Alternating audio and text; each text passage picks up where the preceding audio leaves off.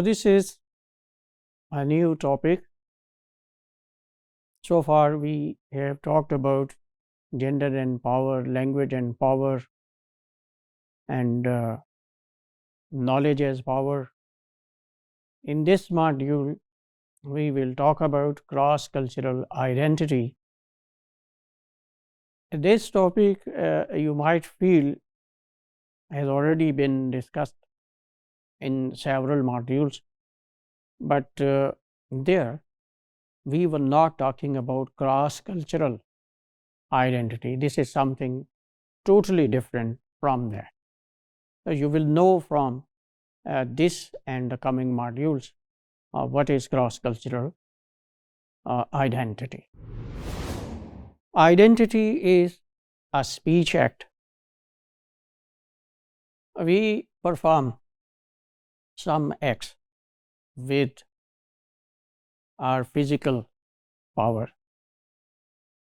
There are some physical acts.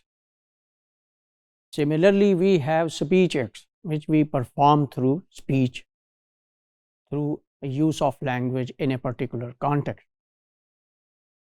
So when we use language in a particular context, it indicates the nature of act we perform through language. If I say, for example, in a situation where my son complains the fast diving of my personal diver, so I reply to my child that I will talk to him. So in this context, these words perform the function of promise. So this is what we mean by performance of speech act.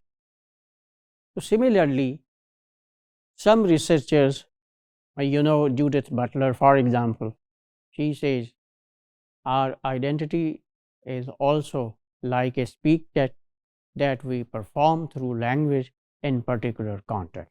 In simpler words, she wants to say that when we use language, our language tells who we are.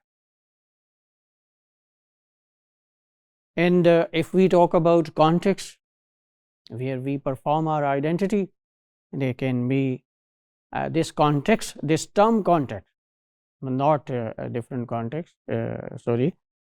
I am in fact defining first the terms.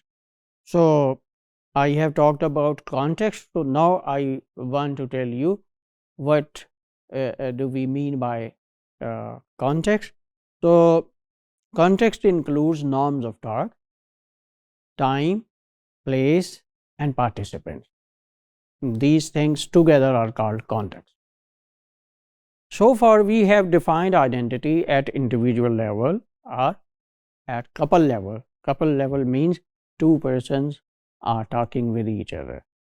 Now we want to see how identity is performed if couples are bilingual. Now this is where our topic becomes different from the previous topics. Couples, two persons are talking, they speak different languages and cross-cultural. They belong to two different cultures or two different countries. So how they define their identity, this is called cross-cultural identity.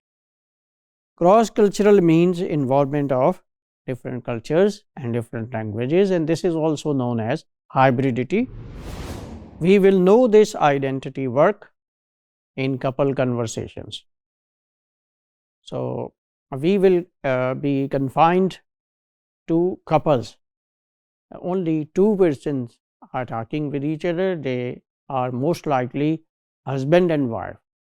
They are husband and wife, or they are likely to become husband and wife, would be husband and wife. See? Now, we see this process through topics and themes and conversational strategies. The whole process of this identity construction will be discussed. When hybrid couples talk, they perform or construct their joint identity. Formerly, we were talking about performance of identity. That didn't mean cross-cultural hybrid identity. From now onwards, in this new discussion, we are talking about hybrid identity or joint identity, where two people speaking two different languages, coming from two different cultures, are involved. Their talk exposes their ideology of intermarriage. One or both of the couples are from different cultures. So, if marriage takes place with involvement of such people, so we call this marriage intermarriage. So, intermarriage ideology will be exposed through the talk of the couple, and during that talk they build their joint identity. This is the central point of this whole talk.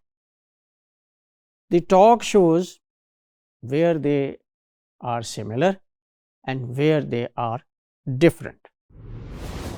To do this, to understand this whole process of construction of joint identity, a researcher asked some questions for discussion. Your material and references, they would tell you who is the researcher. So, let me tell you that the researcher is an Australian researcher, Dr. Ingrid Piller. So, she conducted study to explore this construction of joint identity, performance of joint identity. So, what she did, she asked some questions and put them before the respondents to discuss those topics. To answer the questions like this: what do they think about each other's languages and cultures? What is the effect of different cultures and languages on their relationship as couple? So, such kind of questions she put before the respondents with whom she was doing research.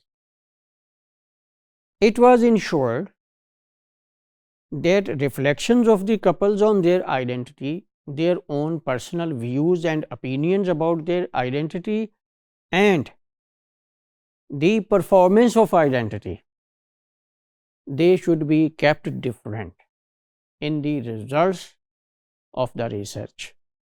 So, before she starts her research, she ensured that I would keep them apart. For you, before we discuss that research, I have a brainstorming warm-up activity so that you gather ideas in your mind relating to this topic. Here is a video. You will watch it. Its link is given. Here, two persons belonging to two different countries and cultures who were studying at some university, and later on they became husband and wife. So, this is we can call intermarriage took place. So, after watching this video, what you will do? Note down their views of their cultures and marriage norms of their own respective cultures, different cultures. What are their norms of marriages? Similar or different? Quote lines which show how the couple builds a hybrid or mixed identity. So, first you will discuss their views and opinions, and in the second, what you will be doing? You will quote those lines from their conversation, from their talk, which will show that they are performing a shared identity, a joint identity. Because we started with this theory that joint identity is a speech act we perform it through speech act in particular culture, in particular context. So, we are following this theory. But later on we will see whether the researcher whose research we will discuss, Dr. Ingrid, agrees with this theory or not. This point will come after discussing the research. So, we conclude so far that after this task you will come closer to the conclusion of this module, that is, language is our secret code. This is the central point of this whole talk and of many talks that we did in several modules of this course. What we are, what is our identity, this will be known from language, because language is our secret code. It exposes us. Language reveals who we are and what we think. Okay, language represents our thoughts. So, it gives access to a person's thought. So, how we get access to a person's thought? Through language.